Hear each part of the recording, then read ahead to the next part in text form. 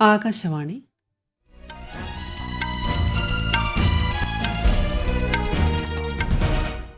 നമസ്കാരം. വാർത്തകൾ വായിക്കുന്നത് ലിൻസ സിറാജ്.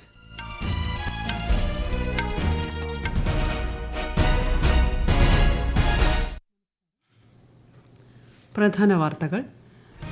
ദരിദ്രരുടെയും പിന്നാക്ക വിഭാഗങ്ങളുടെയും ഉന്നമനമാണ് കേന്ദ്ര സർക്കാരിന്റെ പ്രഥമ പരിഗണനയെന്ന് പ്രധാനമന്ത്രി നരേന്ദ്രമോദി. യൂറോപ്യൻ യൂണിയനുമായുള്ള സ്വതന്ത്ര വ്യാപാര കരാറിന് ഈ വർഷാവസാനത്തോടെ അന്തിമ രൂപം നൽകുമെന്ന് വിദേശകാര്യമന്ത്രി എസ് ജയശങ്കർ. രാജ്യത്തെ ജനങ്ങൾക്ക് ആരോഗ്യ സംരക്ഷണം സർക്കാർ കൂടുതൽ പ്രാപ്യവും താങ്ങാനാവുന്നതുമാക്കി മാറ്റിയിട്ടുണ്ടെന്ന് കേന്ദ്രമന്ത്രി മൻസുഖ് മാണ്ഡവ്യ. തമിഴ്നാട് നിയമസഭാ തെരഞ്ഞെടുപ്പിൽ BJP AIADMKയോടൊപ്പം സഖ്യമായി മത്സരിക്കും. തൊഴിലുറപ്പ് പദ്ധതിയിൽ കേരളത്തിന്റേത് ബദൽ മാതൃകയെന്ന് മന്ത്രി MB രാജേഷ്. IPLൽ ചെന്നൈയ്ക്കെതിരെ ടോസ് നേടിയ കൊൽക്കത്ത ഫീൽഡിംഗ് തെരഞ്ഞെടുത്തു. വാർത്തകൾ വിശദമായി. പോർച്ചുഗൽ സ്ലോവാക്യ സന്ദർശനം വിജയകരമായി പൂർത്തിയാക്കി രാഷ്ട്രപതി ദ്രൗപദി മുർമു ന്യൂഡൽഹിയിലേക്ക് തിരിച്ചു. ഇന്ന് സ്ലോവാക്യയിലെ ബ്രാറ്റിസ്ലാവിയയിൽ ഇന്ത്യൻ വ്യവസായ പ്രതിനിധി സംഘത്തിലെ അംഗങ്ങളുമായി സംവദിച്ച ശേഷമാണ് രാഷ്ട്രപതി ഇന്ത്യയിലേക്ക് മടങ്ങിയത്. ദരിദ്രരുടെയും പിന്നാക്ക വിഭാഗങ്ങളുടെയും ഉന്നമനമാണ് കേന്ദ്ര സർക്കാരിന്റെ പ്രഥമ പരിഗണനയെന്ന് പ്രധാനമന്ത്രി നരേന്ദ്രമോദി. എല്ലാവർക്കുമൊപ്പം എല്ലാവരുടെയും വികസനം എന്നതാണ് കേന്ദ്ര സർക്കാരിന്റെ നയമെന്നും പ്രധാനമന്ത്രി പറഞ്ഞു. മധ്യപ്രദേശിലെ ആനന്ദ്പൂർ ധാമിൽ പൊതുപരിപാടിയെ അഭിസംബോധന ചെയ്യുകയായിരുന്നു അദ്ദേഹം.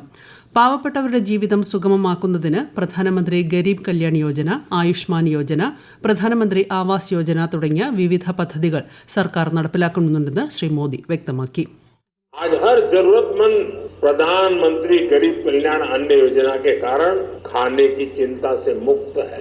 आज हर गरीब और बुजुर्ग आयुष्मान योजना के कारण इलाज की चिंता से मुक्त है. आज हर गरीब PM आवास योजना के कारण अपने पक्के घर की चिंता से मुक्त हो रहा है. आज जल जीवन मिशन योजना के कारण गांव-गांव में पानी की समस्या का समाधान हो रहा है.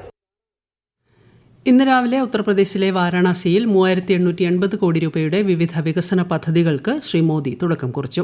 ആയുഷ്മാൻ വന്ദന കാർഡുകളുടെ വിതരണം നിർവഹിച്ച പ്രധാനമന്ത്രി വാരാണസി ഡിവിഷനിലെ 3 ജില്ലകളിൽ പൂർത്തിയാക്കിയ ട്രാൻസ്മിഷൻ സബ് സ്റ്റേഷനുകളുടെ ഉദ്ഘാടനവും നിർവഹിച്ചു. തമിഴ്നാട്ടിൽ അടുത്ത വർഷം നടക്കുന്ന നിയമസഭാ തെരഞ്ഞെടുപ്പിൽ BJP AIADMKയോടൊപ്പം സഖ്യമായി മത്സരിക്കുമെന്ന് മുതിർന്ന BJP നേതാവും കേന്ദ്ര ആഭ്യന്തരമന്ത്രിയുമായ അമിത്ഷാ.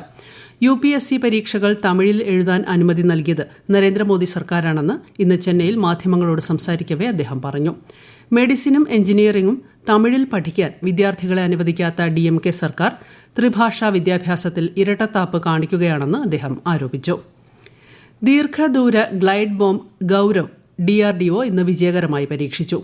1000 കിലോഗ്രാം ഭാരമുള്ള ഗ്ലൈഡ് ബോംബ് സുഖോയ് 30 MKI വിമാനത്തിൽ നിന്നാണ് 100 കിലോമീറ്ററിനടുത്ത് ദൂരപരിധിയിൽ വിജയകരമായി പരീക്ഷിച്ചത്.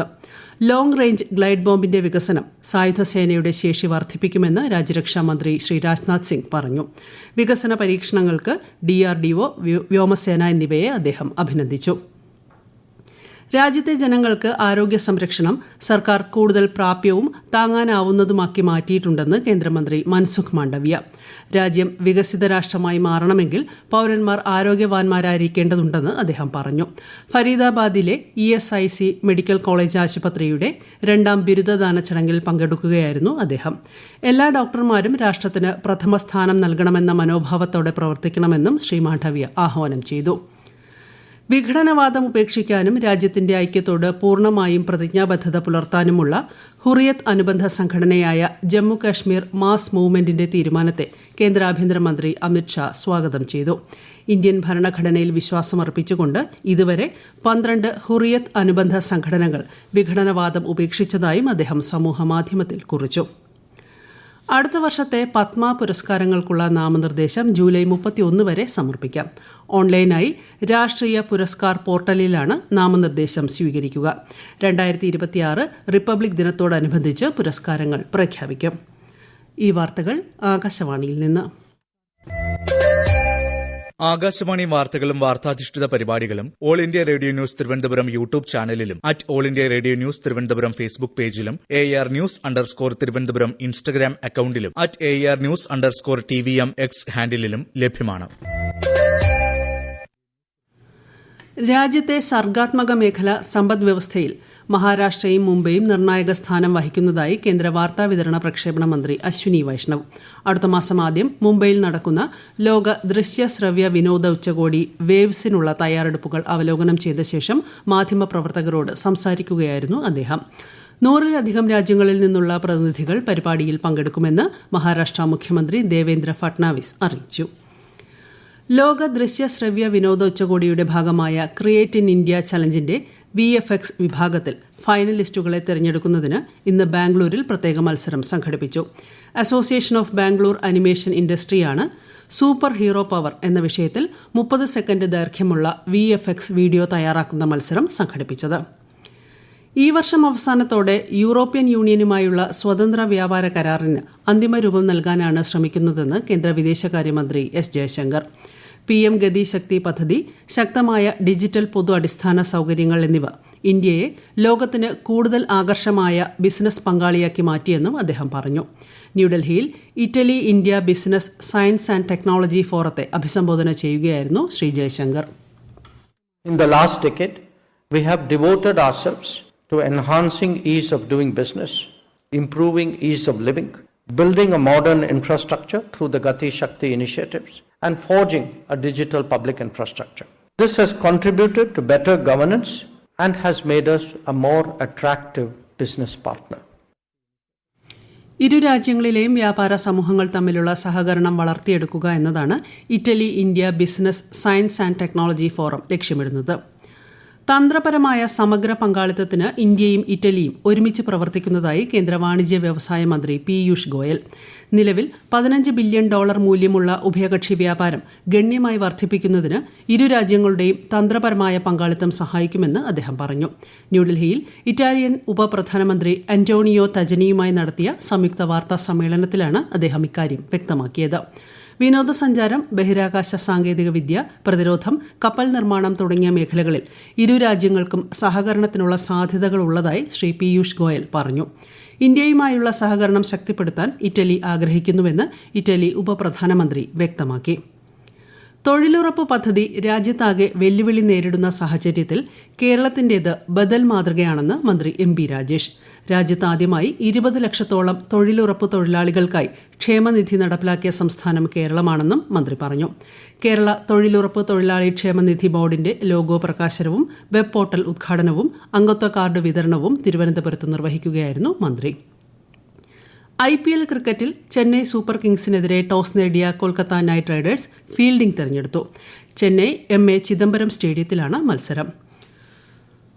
ആഫ്രിക്കയുടെ കിഴക്ക് ഭാഗവുമായി ചേർന്ന് കിടക്കുന്ന ഫ്രഞ്ച് അധിനിവേശ പ്രദേശമായ റീയൂണിയൻ ദ്വീപുകളിൽ ചിക്കുൻഗുനിയ വ്യാപനമുണ്ടായ സാഹചര്യത്തിൽ കേരളത്തിലും ജാഗ്രത പുലർത്തണമെന്ന് മന്ത്രി വീണ ജോർജ്. കൊതുക് നശീകരണ പ്രവർത്തനങ്ങൾ ഊർജിതമാക്കാൻ ജില്ലകൾക്ക് നിർദ്ദേശം നൽകിയതായി മന്ത്രി പറഞ്ഞു.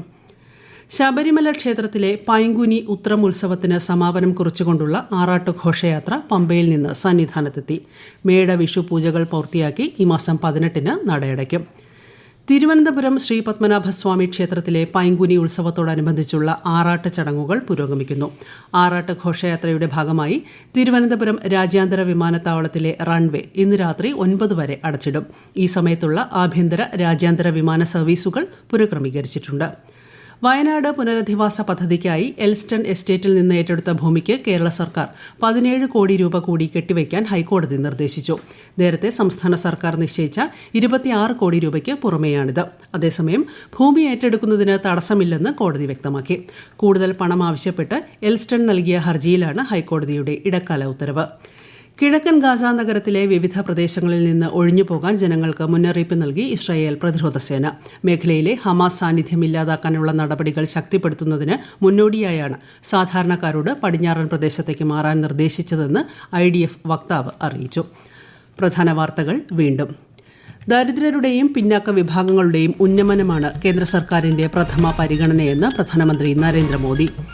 യൂറോപ്യൻ യൂണിയനുമായുള്ള സ്വതന്ത്ര വ്യാപാര കരാറിന് ഈ വർഷാവസാനത്തോടെ അന്തിമ രൂപം നൽകുമെന്ന് വിദേശകാര്യമന്ത്രി S. ജയശങ്കർ.